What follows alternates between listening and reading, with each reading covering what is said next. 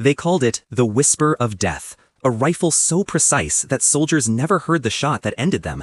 But the real story isn't the weapon, it's the Americans who learned to use it in ways the world had never seen before. The snow-covered forest of Eastern Europe had its own language. The wind moved like a tired ghost, rattling branches and pushing clouds of powdery frost across the broken earth. But on that morning, somewhere in 1943, American soldiers swore they heard something else. A sound so faint it barely existed. A whisper, not of the wind, but of death itself. Most rifles in World War II screamed when they fired, the crack of gunpowder, the metallic recoil, the echo bouncing off ruined towns. But this one, this legendary weapon, didn't behave like the others. Its shot was muted, controlled, almost gentle, and yet, the moment it spoke, a life ended hundreds of yards away. This wasn't the story of a weapon. This was the story of the Americans who learned to master it.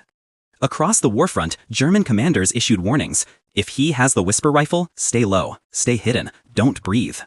The rifle had a name, of course. Technically, it was the M1903 Springfield, fitted with an 8-power Ernertal scope. But soldiers didn't care about technical names. They cared about survival. And every time this rifle was deployed, something terrifying happened. Men vanished from the battlefield without a sound. Not dramatically, not in explosions, not in blood-filled chaos, just a silent collapse, a body hitting the snow with no warning. American snipers didn't see themselves as heroes. Most were just farm boys, hunters, ranch kids who grew up tracking deer across the plains or squirrels through dense woods. They didn't join the war because they wanted to be killers. They joined because they had to, because someone had to stop a monster growing across Europe. But when these American boys were handed the whisper of death, something changed inside them. They weren't holding a tool, they were holding destiny. Private Alan Brooks was one of them, a 19-year-old who had never left his small Kansas town, who had never seen a city bigger than Topeka. Before the war, he hunted coyotes with his father at dawn. After the war, there would be things he couldn't talk about, even to himself. Brooks first held the whisper rifle during training in Virginia. The instructor placed it in his hands the way someone might hand a crown to a king. This isn't just a weapon, the instructor said. This is the difference between your brothers going home and not. Brooks didn't understand then, but he would. On the front lines, Brooks and others like him became shadows. They learned how the wind touched the grass, how the fog sat over ruined buildings, how enemy patrols moved. They memorized patterns, footsteps, habits, not because they enjoyed it, but because every detail could mean survival. The rifle amplified their senses. It made them feel like they could hear breath from 100 yards away. The first time Brooks fired the weapon in combat, it felt unreal. The recoil hardly kicked, the sound barely existed. The man he targeted simply fell. Brooks stood frozen. Not proud, not excited, just shaken. He whispered to himself, "This isn't real," but it was. That moment echoed across every sniper who carried the whisper rifle. They weren't just participating in the war, they were altering it. Enemy soldiers started moving differently. Patrols shortened, commanders grew paranoid. Some refused to even peek over trenches. Rumors spread faster than bullets. The Americans have a ghost. The ghost carries a silent rifle. The rifle didn't just kill, it changed behavior, it changed fear, it changed the battlefield itself. And as the war dragged on, Americans realized something chilling. The rifle wasn't just shaping the war, it was shaping them. Because every silent shot wasn't just an ending, it was the beginning of something darker, something that would follow them home. The forest was dying around them. Burned trees, shattered trunks, frozen mud. Europe didn't look like a continent anymore. It looked like a battlefield that had forgotten peace ever existed. And deep inside that forest, Alan Brooks was learning something the hard way. Silence is not peaceful. Silence is pressure. Silence is the moment before something breaks. His squad had been marching for hours when they heard the first sound. Not a gunshot, not a scream, just a faint metallic click. Brooks froze. He knew that sound. Every sniper knew that sound. A German marksman was locking in a target. "Down," Brooks hissed. The squad threw themselves to the ground as a bullet ripped through the tree behind them, exploding bark like shrapnel. Men cursed. Someone shouted a name that didn't answer back. Another bullet hit the dirt, inches from a soldier's hand. The enemy wasn't guessing. He was calculating. Brooks's commander crawled over to him, breath shaking. "Can you see him?" Brooks lifted his whisper rifle slowly, carefully. The world narrowed through the scope. The snow, the branches, the fog, movement, shadows, nothing. The enemy sniper was good, maybe one of the elite Jäger shooters, and Jägers didn't miss twice. Brooks whispered, "He's hunting us." Another bullet cracked, closer. A soldier screamed, clutching his arm. Brooks didn't have minutes, he had seconds. He scanned again. Tree shadows, broken fence, dead horse, ruined cabin. Then he saw it. A reflection. Just a sparkle. Barely there. A piece of glass catching light on the far ridge. The enemy's scope. Brooks exhaled slowly. The world disappeared. There was no wind, no war, no fear. Just the trigger. Pshh. The whisper. A puff of snow lifted around the distant ridge. Then a helmet rolled down the slope. Brooks didn't celebrate, didn't smile, didn't even breathe for a moment. He had won, but it didn't feel like winning. His commander clapped him on the shoulder. You just saved 12 men. But Brooks didn't answer, because something strange was happening to him. The silence after the shot was louder than the shot itself. That day changed everything. When word spread that Brooks had taken down one of Germany's ghost snipers, American morale shifted.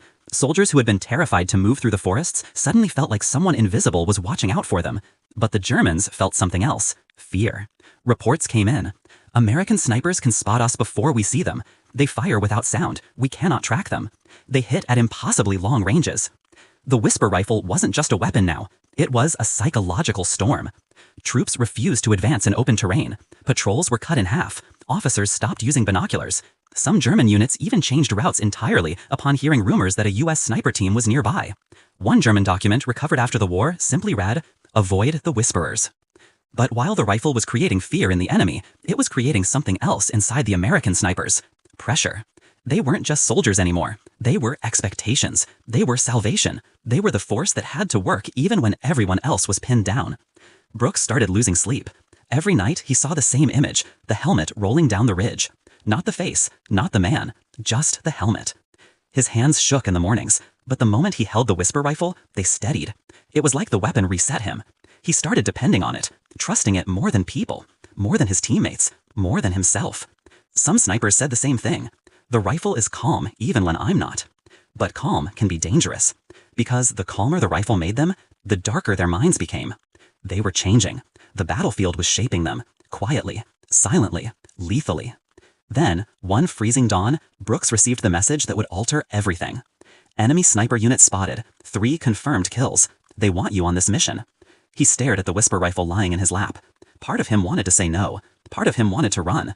But another part, a deeper part, wanted to see if he could outshoot the deadliest enemy team Germany ever produced.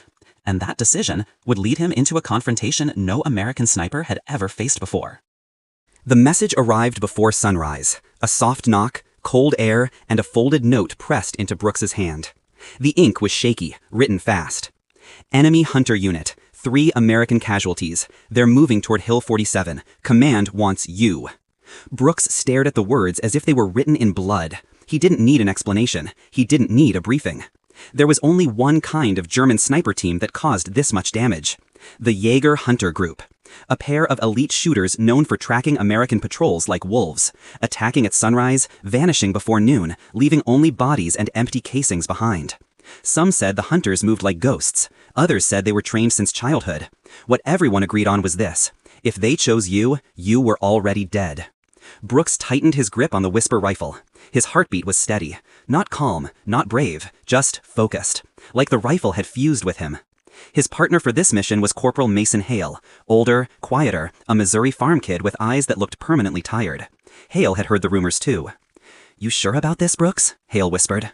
Brooks didn't answer, not out of confidence, out of necessity. If they didn't go, more Americans would die. They moved out before dawn, boots sinking into frozen mud, the forest wrapped in suffocating silence. Hale led the way, watching the ground for footprints. Brooks scanned the tree line through his scope. Every shadow felt alive. Every branch felt like a rifle barrel. Hale crouched suddenly. "Tracks," he whispered. Brooks knelt beside him. 2 sets of footprints. Light, precise. Spacing, perfect. Classic Jäger movement. But something was wrong. "These prints," Hale murmured, "they're too obvious." Brooks's stomach tightened. It was a trap. Before he could speak, a bullet sliced through a tree trunk inches from Hale's head. Hale dove behind a fallen log. "They spotted us," Hale shouted. "No," Brooks whispered, eyes narrowing. "They were waiting for us." A second bullet slammed into the ground near Brooks's elbow. These shots weren't random. These were warning shots. The hunters weren't trying to kill them yet. They were testing them, like predators circling prey. Brooks inhaled slowly through his nose and pressed his cheek to the whisper rifle. Find them, he muttered. The forest was a maze of dark angles, broken trees, jagged rocks, trenches half covered in snow. The hunters could be anywhere, And unlike normal enemies, they didn't panic, they didn't miss, they didn't rush. Brooks scanned a ridge. Nothing. A trench. Nothing. A burned cart. Nothing. Then he saw it. A flicker of fabric disappearing behind a shattered wall. Brooks fired. Psst, shh. The whisper. But the bullet hit stone. A decoy. And the real hunter fired back instantly. The bullet skimmed Brooks's helmet so closely that he felt the heat through the metal. He tumbled behind a log, breath shaking. "They're toying with us," Hale said. Brooks wiped sweat from his brow. Not for long. He scanned again, slow, methodical. The hunters were using classic German triangulation tactics. One fires, the other relocates to flank. But Brooks noticed something. The second shooter's relocation pattern was too consistent. Every time the first German moved right, the second moved left, in a perfect mirrored arc. Predictable. Brooks's eyes widened. He whispered, "I've got them." Hale looked at him like he'd lost his mind. "You can't see them?" "I don't have to," Brooks said. "I know where they will be." Brooks shifted his scope to a narrow clearing, an ugly open patch of snow no sane sniper would ever cross. "They're going to cross this spot," Brooks said. "They think we're scared. They think we're running. They'll try to flank right here." Hale hesitated. "What if you're wrong?" Brooks exhaled. "Then we die." He waited. Seconds, maybe 10, maybe 15. His finger rested on the trigger. The forest felt like it was holding its breath. Then, a shadow moved across the clearing. Brooks didn't blink. Psst, shh. The whisper of death cut the cold air. A helmet snapped backward. A body collapsed silently into the snow. One of the hunters was down. Brooks didn't celebrate. He didn't even feel relief. Because the forest suddenly erupted. A roar, fast footsteps, shattered branches. The second hunter was charging. Not shooting, not hiding, charging. Hale shouted, "Brooks!" Brooks turned, and found himself staring down the barrel of a German rifle. The hunter was 10 feet away, eyes wild, face bloody, hands shaking with rage. This wasn't a duel anymore. This was personal. Brooks raised the whisper rifle, but the German was faster. The hunter's rifle fired. Brooks felt the shock slam into his shoulder, then fell backward into the snow. His vision blurred. Hale screamed his name. The German sprinted toward Brooks for the killing shot. Brooks's fingers twitched around the whisper rifle. His breath froze in his throat. He lifted the barrel. Too slow. Too late. The German stood over him. A shadow. A demon. Victory in his eyes. He raised his rifle to finish the job. And Brooks whispered the last word the hunter would ever hear. "No." Psst. Shh. Point blank. The whisper ended him. And the forest finally exhaled. Brooks lay in the snow, chest rising and falling in sharp, painful jolts. The whisper rifle rested beside him, half buried, steam rising from the warm barrel. The second German hunter lay motionless a few feet away, his rifle still frozen in his lifeless grip. Hale slid beside Brooks, breath ragged. "Stay with me, Brooks, you hear me?" Brooks blinked, trying to focus. His shoulder burned, hot, electric pain radiating down his arm. But he was alive, barely. "I'm fine," Brooks muttered, wincing. "Fine my ass," Hale said. "You just took a 7.92 round to the shoulder." Brooks stared at the German's face. He didn't feel relief. He didn't feel safe. He felt hollow. The battlefield was silent again. Too silent. Silence meant danger. Or worse, thinking. Brooks forced himself up. Hale tried to stop him, but Brooks pushed away.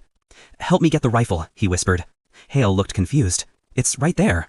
Brooks didn't mean the German rifle. He meant his rifle. The whisper rifle. The only thing that made sense to him anymore. He cradled it against his chest like it was a living thing, like it was the only heartbeat he trusted. "Brooks, are you okay?" Hale asked, voice low, almost scared. Brooks didn't answer. He couldn't, because at that moment, he realized something terrifying. He wasn't sure where he ended and the rifle began. They had to move. Enemy reinforcements were possible. Hale bandaged Brooks's wound, and together they limped back toward friendly lines. But every step made Brooks feel heavier, like he was sinking into the earth. At camp, medics rushed him onto a cot. The doctor peeled back the uniform, inspecting the wound. "You're lucky," he said. "Half an inch left and you'd be gone." Brooks nodded faintly. Lucky? That word didn't fit anything he felt. The rifle leaned against the tent pole beside him. Brooks watched it like a man watching his own shadow. Even injured, he wouldn't let anyone touch it. Hours passed. Night fell. The camp grew quiet, except for distant artillery rumbling like thunder underwater. Brooks tried to sleep, but every time he closed his eyes, he saw the same moment. The German's face hovering above him, cold breath fogging the air, the barrel aimed at his head. And then, the whisper, the shot, the point-blank kill. He replayed it over and over, each time slower, each time clearer. He didn't feel horror. He didn't feel guilt. He felt something worse. It felt right. like he had finally become the thing the rifle always wanted him to be. Around midnight, Brooks stepped outside the medical tent. Snow crunched under his boots. The air bit at his lungs, but the forest felt alive again. Not dangerous, not haunting, just alive. Hale sat by a small lantern, sharpening a trench knife. "You should be sleeping," Hale said. "So should you." Hale shrugged. "Can't." Brooks sat beside him. For a long time, neither spoke. Then Hale asked quietly, "Brooks, do you ever think the rifle messes with us?" Brooks turned. "What do you mean?" Hale stared at the ground. "I mean, does it change us?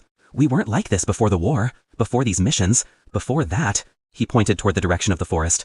"Before the whisper became part of us." Brooks lifted the rifle resting across his lap. He ran a hand along the wooden stock, the smooth metal, the cold scope. "It doesn't change us," Brooks said softly.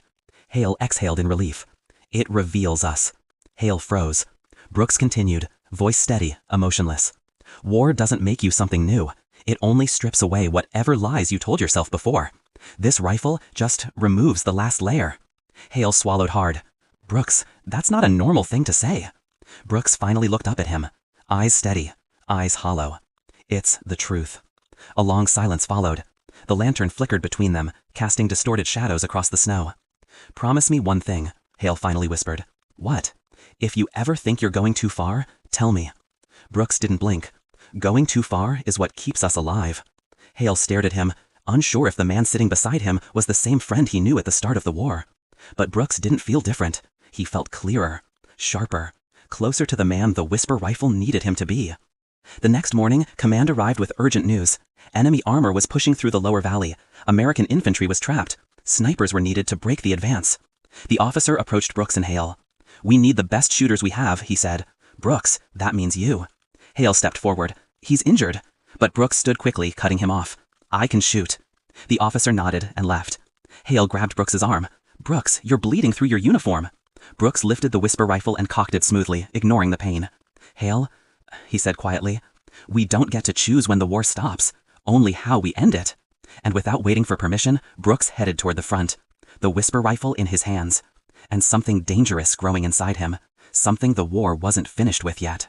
Snow whipped across Brooks's face as he marched toward the valley, his wounded shoulder pulsing with every step, but his grip on the whisper rifle steady as steel. He didn't walk like an injured man. He walked like a weapon heading back to the place it belonged. Hale followed behind him, nervous, frustrated, scared. "Brooks, slow down! You can't even lift your arm properly." Brooks didn't answer. The war didn't pause for pain, and the valley ahead didn't care about excuses. The moment they reached the ridge, Brooks crouched, scanning the valley below. What he saw tightened his stomach. American infantry pinned behind broken transport trucks. German armor moving in slow, crushing confidence. Machine guns stitching the snow with fire. Artillery shaking the ground like thunder. It wasn't a battle. It was an execution. Hale slammed down beside him. "Jesus, we're too late." Brooks exhaled, eyelid twitching as he focused through his scope. "No," he said softly. "We're right on time." The whisper rifle steadied against his shoulder. The pain in his wound screamed. He ignored it. He had a job. He spotted the first German MG nest, 3 men loading belts, 1 firing, muzzle flash flickering. The range was long, wind sharp, visibility terrible. A nightmare shot. But Brooks didn't see obstacles. He saw targets waiting for consequences. Psst. The machine gunner collapsed like a puppet with his strings cut. Before the others could react, psst, psst, psst. 2 soldiers dropped. The MG nest went silent. The American infantry noticed immediately. "Snipers!" someone shouted from below. "We have sniper support!" Hale sat up beside Brooks, scanning. "Left flank, 2 riflemen moving, range 400. Brooks didn't speak. He didn't need to. Psst. 1 fell. Psst. The second fell on top of him. Brooks's breathing slowed even more. The world no longer existed beyond the lens of his scope. A German lieutenant scrambled behind a half-track, shouting commands. Brooks followed him through the crosshairs, calm as snowfall. "Don't," Hale whispered. "He's signaling a retreat. Let him." Psst. The lieutenant crumpled mid-sentence. Hale grabbed Brooks's jacket. What the hell was that? He wasn't firing. Brooks turned his head slowly. He was deciding who would die next. I made the decision for him. Hale stared at him, horrified. This wasn't the Brooks he knew. This was someone sharpened past humanity. Someone who trusted the whisper rifle more than his own conscience. "Brooks, you're slipping," Hale said quietly. Brooks returned to his scope. "If slipping saves our men, then let me fall." The German tanks began advancing. A rumble like a sleeping giant waking. Tracks crushing frozen earth. Shells being loaded. Brooks whispered, "Hale, mark the commander hatch." Hale spotted it instantly. "Range 300, wind right. Brooks, you can't make that shot like this." But Brooks wasn't listening. His pulse aligned with the rifle. His thoughts disappeared. Only calculation remained. Distance, 302 meters. Wind, light, drifting. Target, moving, partially obscured. Chance, less than 20%. He fired. Psst. A second later, the tank commander slumped halfway out of the hatch. The tank froze in place, then reversed blindly, panic taking over. American soldiers roared with renewed strength. "Keep pushing! The snipers got them! Advance! Advance!" Brooks watched, breath steady, heart cold. He hadn't just stopped the attack. He had turned the entire valley. One rifle. One man. One whisper. Then Hale caught something in the distance. "Brooks, wait." Brooks followed his pointing finger. A German medic, unarmed, dragging a wounded soldier through the snow, waving a white cloth. A surrender. Hale lowered his rifle. Let them go. Brooks didn't lower his. His finger hovered on the trigger. "Brooks, don't," Hale whispered. Brooks's eyes stayed in the scope. His voice was quiet. Too quiet. That man was loading ammo 5 minutes ago. He's surrendering now. Because he's losing. "Brooks, this isn't who we are." The wind settled. The valley fell silent. The medic's terrified breath fogged the air. He looked like a boy, no older than 19. Brooks inhaled. The whisper rifle tightened under his grip. He was seconds from pulling the trigger. Seconds from crossing a line you don't return from. Hale didn't think. He acted. He slammed his hand against his rifle, jerking the barrel upward. The shot missed, firing harmlessly into the sky. Brooks spun on him, face twisting in rage. "You don't ever touch my rifle." Hale stepped back, breathing hard. "Then stop aiming at people who aren't trying to kill you." For a moment, Brooks looked like he might strike him. But instead, the rage vanished, replaced by something worse. Confusion. Like he didn't understand why he almost killed an unarmed man. Or why stopping him felt wrong. Brooks staggered backward, gripping his head. What's happening to me?" Hale grabbed his shoulders. "You're losing yourself, Brooks. You're becoming the rifle." Brooks looked down at the whisper, hands trembling, eyes wide, as if seeing a stranger holding a weapon he didn't recognize. The valley was won, but Brooks was losing his war. Inside, quietly, silently, fatally. Babe Part 5 complete. Super intense, emotional, cinematic, full tension, zero boring. Bolo, Part 6, final chapter ready? The snowstorm had died hours ago, but the echoes of the last shot still lived in every soldier's chest. A shot fired from a rifle that didn't roar, it whispered. A whisper that had changed the fate of the battlefield. American troops began moving through the ruined village, stepping past broken doors, shattered windows, frozen helmets, and rifle belts half buried in the snow. But the air was different now, calmer, almost respectful, as if the ground itself knew the battle was over. And at the center of it all lay the rifle that had carried them through hell. But this is where the truth turns emotional, because weapons don't win wars. People do. People who hold the weapon, steady their breath, push down their fear, and still pull the trigger. The war after the battle. The American sniper, exhausted, frostbitten, and running out of adrenaline, collapsed by a burned-out farmhouse wall. He wasn't thinking about victory. He wasn't thinking about numbers. He wasn't thinking about history. He was just thinking about the two things that kept him alive, his training and his rifle. He wiped the snow off the barrel, whispering to it like a friend. "Not bad," he said under his breath. This wasn't pride. It was survival. Because every sniper in WW2 knew one terrifying truth. You don't get second chances. One wrong breath, one heartbeat too fast, one pull too early, and the enemy sees the spark of your muzzle, and that's your last moment. That's why the rifle mattered. That's why its design mattered. That's why what happened next mattered to the world. How this rifle changed everything. After the battle, American commanders took that same rifle, still cold, still covered in frozen dirt, and examined every inch of it. They realized what the Germans had already learned the hard way. Accuracy is a weapon. Silence is a weapon. Fear is a weapon. This rifle didn't just fire bullets. It fired doubt into the minds of enemy soldiers. It fired hesitation into their movements. It fired terror into their trenches. Every time an enemy officer stood up to give an order, they froze first, because they didn't know who was watching, or from where, or when the whisper of death would arrive. This rifle changed how warfare worked. It made battlefields unpredictable. It forced armies to adapt. It made snipers, who were once considered secondary fighters, become some of the most important assets in the entire war. But here's the real ending, the part no one tells. After the war ended, that same American sniper returned home. He didn't talk about the shots he fired. He didn't brag about the distances. He didn't wear medals around town. He kept the memories locked inside, because the true weight of a sniper's job isn't the trigger, it's the silence afterward. He visited a museum years later where the same model rifle was displayed behind glass. Kids walked by without understanding. Adults admired the craftsmanship. Historians debated its impact. But he simply stared at it. Because to him, it wasn't a weapon. It was a heartbeat, a memory, a moment in time that decided whether he lived another day. And that's what he whispered. This rifle didn't make me a hero. It just helped me come home. And that's the truth of the rifle that made WW2 snipers deadly. It wasn't the metal, it wasn't the scope, it wasn't the bolt mechanism. It was the courage of the Americans behind it, the discipline, the stillness, the patience, the decision to stay calm even when death was inches away. Weapons don't change history, the people who carry them do. And in a war filled with tanks, bombs, and roaring machines, one quiet rifle in the hands of one quiet soldier left a louder impact than anyone ever expected. The whisper of death, the ghost in the snow, the rifle that didn't just take lives, it saved them. Fade out. End complete.